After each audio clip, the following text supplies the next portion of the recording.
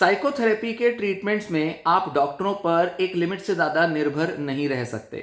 वैसे तो हमारी जो आम धारणा होती है वो यही कि डॉक्टर इलाज कर रहा है, हमें कुछ करने की ज़रूरत नहीं है, डॉक्टर जो जो बताएगा हम वो कर लेंगे और इस तरह से हम ठीक हो जाएंगे।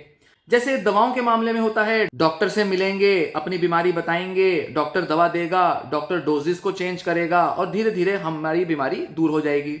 हमें कुछ करना नहीं पड़ेगा, डॉक्टर ही सारे निर्णय लेगा, डॉक्टर का ही डिसीजन है, डॉक्टर की ही इंसाइट और समझ काम करेगी। हम बस एक पेशेंट की तरह डॉक्टर के पास जाएंगे, अपने लक्षण बताएंगे और डॉक्टर कुछ ऐसा करेगा जिससे कि हम ठीक हो जाएंगे। यही धारणा हमारा तब भी होता है जब हम मशीनों से इलाज करवाते हैं। या तो उसमें कोई सर्जरी हो सकती है या फिर कोई मशीनों की मदद से हमारा डायग्नोसिस हो रहा है। कोई एमआरआई की मशीन हमारे शरीर के अंदर जांच कर रही है, कोई ब्लड टेस्ट है जो हमारे अंदर जांच कर रहा है, या कोई ऐसी मशीन जो कि हमारे को ठीक करेगी, हमारे शरीर को बेहतर बनाएगी, हमारी बीमारी दूर करेगी। वहां पर भी जो प्रयास होता है वो लोगों को नहीं लेने पड़ते। वहां पर भी या तो मशीन करती है, कोई एक्सपर्ट करता है और हम केवल एक पेशेंट की तरह, एक ऑब्जेक्ट की तरह, एक चीज की तरह बस डॉक्टर के ऑफिस में जाते हैं, वहां का स्टाफ हमारा इलाज करता है और हम ठीक होकर बाहर आ जाते हैं। इसी तरह कई दूसरे थेरेपीज भी दी जाती हैं, जैसे कि कोई फिजियोथेरेपी लेता है। अब साइकोथेरेपी से कई लोग फिजियोथेरेपी को कंफ्यूज कर देते हैं। आमतौर पर लोगों में जो पॉपुलर ट्रीटमेंट रहता है वो फिजियोथेरेपी का रहता है। मंदिरों में फिजियोथेरेपिस्ट अवेलेबल होते हैं, क्लिनिक्स पे होते हैं, हॉस्पिटल्स में होते हैं, सरकारी प्राइवेट हर जगह फिजियोथेरेपिस्ट अवेलेबल है। और ज्यादातर लोगों का एक्सपीरियंस किसी ना किसी फिजियोथेरेपिस्ट से कभी ना कभी पड़ता ही है।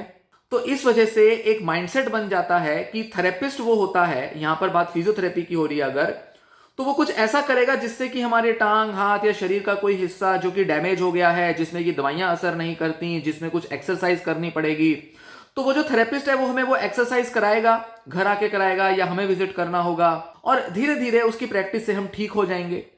ये धारणा, ये जो सोच है, ये फिजियोथेरेपी और दूसरे कई सारे थेरेप्यूटिक मेथड में भी एप्लीकेबल है। तो होता क्या है कि जब हम as a consumer, as a customer एक डॉक्टर के पास, एक मेडिकल एक्सपर्ट के पास जाते हैं तो उम्मीद यही होती है कि हम एक ऑब्जेक्ट हैं, हम एक चीज हैं जिसके ऊपर कोई ट्रीटमेंट दिया जाएगा, चाहे वो दवा का हो, कोई डिवाइस का हो या किसी एक्सरसाइज का हो, और फिर हमारे को ठीक ठाक करके, हमारे शरीर को रिपेयर करके हमें वो डॉक्टर भेज देगा और हम ठीक होंगे। घर पर ज्यादा से ज्यादा हमें बस इतना करना है कि वो दवा लेते रहना है या वो जो एक्सरसाइजेज है थोड़ी बहुत वो हमें कर लेनी है।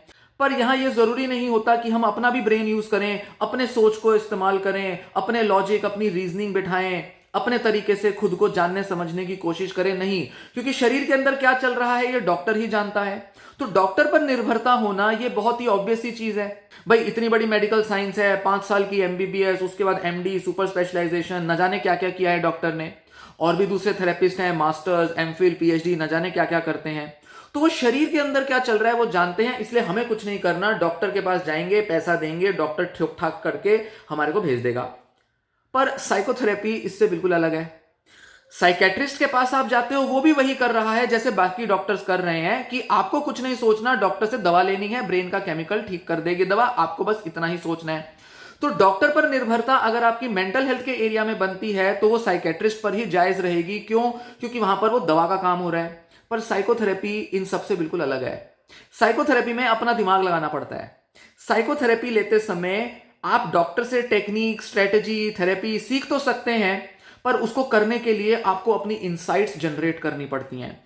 आपको अपने तरीके से अपने को एनालाइज करना पड़ता है, अपने थॉट्स, इमोशंस, बिहेवियर्स को एनालाइज करने के तरीके सीखने पड़ते हैं कि क्या मेरे ऐसे बिहेवियर हैं जो कि मुझे नुकसान पहुंचा रहे हैं, क्या ऐसा टेक्निक लगाऊं जिससे कि मैं अपनी बेहतरी कर पाऊं। यहां आपका खुद का ब्रेन, खुद का माइंड, खुद की थिंकिंग एबिलिटी, उनका इस्तेमाल होता है। यहां आप केवल एक ऑब्जेक्ट नहीं होते जिसके ऊपर कुछ किया जाएगा और आप ठीक हो जाओगे। यहां आप एक सब्जेक्ट हो, मतलब आप भी सब्जेक्टिव हो, डॉक्टर भी सब्जेक्टिव है।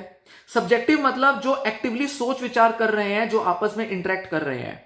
जैसे कि पहले एक धारणा होती थी कि माँ बाप हैं, बड़े हैं, बच्चा छोटा है, मान लीजिए 5-7 साल का बच्चा, छोटा सा बच्चा है। अब माँ बाप उसकी जरूरतें पूरी करेंगे, माँ बाप उसके बिहाफ पे डिसीजन लेंगे, जो करना है माँ बाप करेंगे, क्योंकि माँ बाप उसे पाल पोस रहे हैं, उसके कर्ता धर्ता हैं, सारे डिसीजन भी वही लेंगे और उसका अच्छा बुरा वही सोचेंगे। तो माँ बाप एक हायर अथॉरिटी है, बच्चा एक लोअर पोजीशन रखता है। तो माँ बाप बच्चे को कंट्रोल कर रहे हैं, बच्चे के लाइफ में जो भी हो रहा है वो माँ बाप के हिसाब से चल रहा है। पर धीरे धीरे ये कंसेप्शन जो है ये बदली है। अब ऐसा माना जाता है कि बच्चा भी जो है वो एक एक्टिव एजेंट होता है।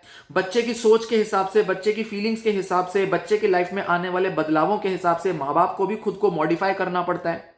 पहले के जमाने में माँ बाप जो करते थे बच्चा उसे मान लिया करता था। बच्चे से उम्मीद लगाई जाती थी कि बच्चा ओबीडियंट रहे, आज्ञाकारी रहे, हर बात माने, हर बात माँ बाप के हिसाब से, बड़ों के हिसाब से करे। आज के जमाने में शिष्टाचार की पूरी डेफिनेशन बदल चुकी है। शिष्टाचार आज के मामले में यह नहीं रह गया कि बस आज्ञाकारी हुआ जाए। आज के मामले में शिष्टाचार का मतलब है कि जब आप किसी दूसरे से अपना संबंध कुछ इस तरह से बनाएं कि आप दूसरे के मन में क्या चल रहा है, दूसरे की भावनाएं किस तरह से काम कर रही हैं, उसको भी जाने समझें। एक अच्छा रिलेशनशिप, एक अच्छा कनेक्शन बनाने के लिए जरूरी है कि दो लोग आपस में एक्टिवली एक दूसरे के साथ खुद को मॉडिफाई करते रहें। थेरेपी भी ऐसी ही होती है। थेरेपी में भी थेरेपिस्ट और पेशेंट, या जिसे क्लाइंट कहते हैं हमारी फील्ड में, क्लाइंट और डॉक्टर या थेरेपिस्ट जो है वो आपस में एक्टिवली इंटरेक्ट करते हैं, मतलब वो अपने को मॉडिफाई करते रहते हैं। एक थेरेपिस्ट अपने सोच के हिसाब से पेशेंट को कुछ समझाता है, पेशेंट को एनालाइज करता है। वहीं पेशेंट भी अपना मन लगाता है, उसे समझने का प्रयास करता है, और जब उसे समझ में नहीं आता तो वो अपने सवाल करता है। फिर डॉक्टर भी जब समझता है कि हाँ पेशेंट को क्या चीज आसान हो रही है, क्या चीज मुश्किल हो रही है, इस हिसाब से वो अपनी स्ट्रेटेजी को भी मॉडिफाई करता है।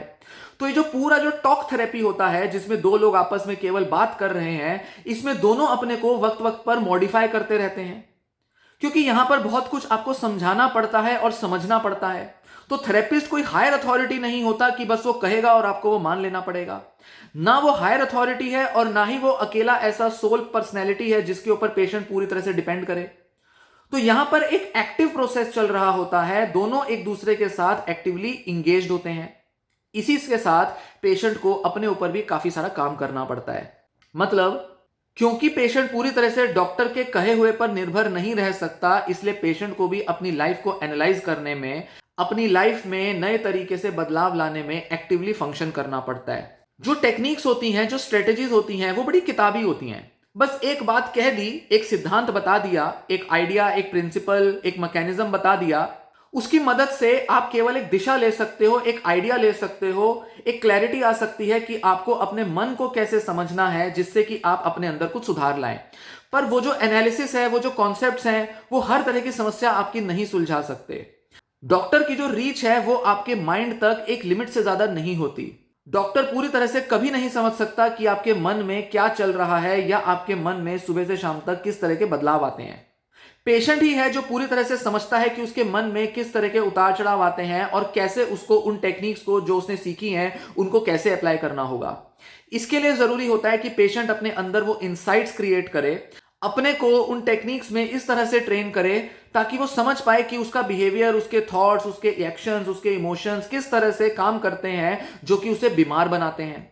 उसके जो अनहेल्दी थिंकिंग स्टाइल्स हैं, अनहेल्दी जो उसके बिहेवियरल पैटर्न्स हैं, उनको वो समझे, जाने और देखे कि कैसे वो जो थेरेपी के सिद्धांत हैं वो उसके रोजमर्रा की लाइफ में किस तरह से काम करते हैं।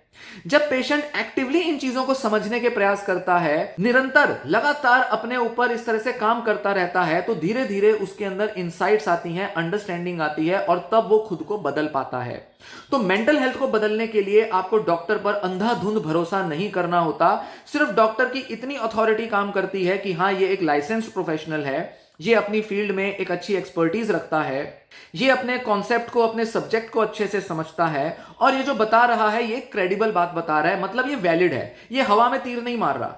अब पेशेंट जब डॉक्टर के साथ अपना कनेक्शन बनाता है तो धीरे धीरे वो डॉक्टर के कहे अनुसार अपने अंदर जब बदलाव लाता है तो वो एनालाइज करता है खुद को, उसको अपने तरह से इन टेक्निक्स को अप्लाई करना सीखना पड़ता है और धीरे धीरे धीरे वो समझ पाता है, ग्रेजुअली वो इवॉल्व करता है, अपने को एडवांस कर लेता है जब वो वक्त के साथ समझ पाता है कि ये टेक्निक्स उस पर कैसे काम करेंगी।